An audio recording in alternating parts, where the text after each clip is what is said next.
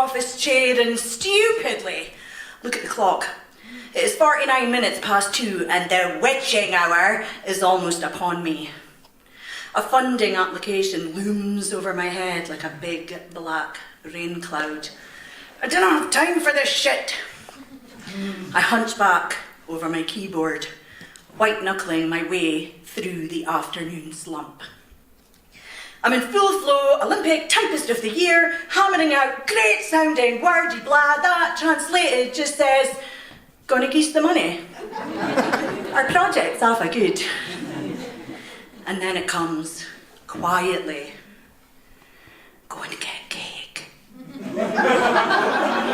No. Go and get a bit of cake. No! Go and get fucking cake! No! But you're tired, it wheedles. Aye, that's true, but cake's not gonna make me feel any more awake.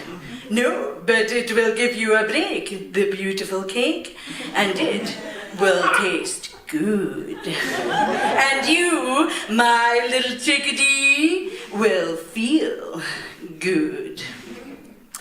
That may be true, but I'm on to you. I ain't no fool. I've been down this road with you too many times before.